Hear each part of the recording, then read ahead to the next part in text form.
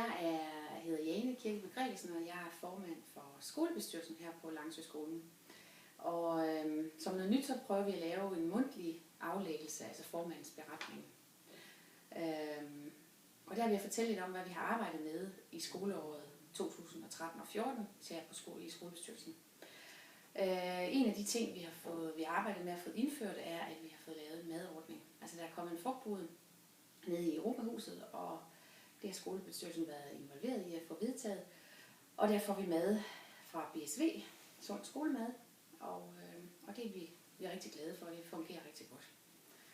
Så har vi arbejdet en del i skolebestyrelsen med principper for det udvidede læringsrum. Det vil sige, at vi har taget udgangspunkt i at komme ud af skoleklasserne og bruge områderne omkring. Det kan være naturen, kulturen eller det virtuelle rum. Og ud fra det, så har vi så fået udarbejdet nogle principper, som skal ligge til grund for lærernes undervisning. Der er også blevet vedtaget en lokal IT-strategi på Langsøskolen, hvor vi også har været involveret. Der er siddet medlemmer fra skolebestyrelsen og IT-vejledere i et udvalg, og har så nedfældet eller lavet en strategi på det her område. Der har været arbejdet med udeskoleprincipper, hvor Carsten blandt andet har arbejdet meget for at finde nogle områder, som skolen kan benytte. Og der er nedskrevet nogle principper om, hvordan Langsøskolen gerne vil virke i forbindelse med udskole. Så har vi haft et samarbejde mellem Risenbro og Vogeskolerne. Det er jo dem, som kommer ind i 7. klasse og bliver slået sammen med vores 7. klasser. Og der har vi så været med til at prøve at arbejde på nogle venskabsklasser, så børnene kan lære hinanden at kende tidligere. Vi arbejder hver skoleår med at arrangere Sankt Hans,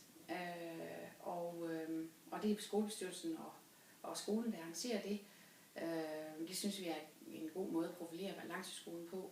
Det er jo meget børnefamilier, og vi synes også, det er en god anledning til at bruge lokalerne eller områderne her omkring skolen. Så har det jo fyldt rigtig meget med skolereformen, og det vil også komme til at fylde rigtig meget de næste år. Det har vi arbejdet med alene i skolebestyrelsen, men også deltaget i det sammen med lærerne til nogle forskellige workshops. Og det har været et af de helt store punkter her i det her skoleår. Et andet stort punkt har været, at vi har været uden en skoleleder, og der har været konstitueret skoleleder midlertidigt, og så har vi så været med i processen med at få ansat den nye skoleleder, Kjeld Vestergaard, og det er vi rigtig glade for. Vi ser frem til, at der bliver ro på den front mange år, håber vi på. Så hvert år, der er skolebestyrelsen også med til at godkende regnskabsbudget for skoleåret, der er kommet, og budgettet for det fremtidige. Så har vi haft lidt i forbindelse med lockouten, det var egentlig vist sidste skoleår, men der har været noget med, at timefordelingsplanen skulle vedtages, og det har vi også haft noget med at gøre. Så det er sådan i store træk det, vi har arbejdet med her i det her skoleår, og vi glæder os til det næste skoleår, hvor der kommer rigtig mange spændende ting, som vi skal have med at gøre. Tak for ordet.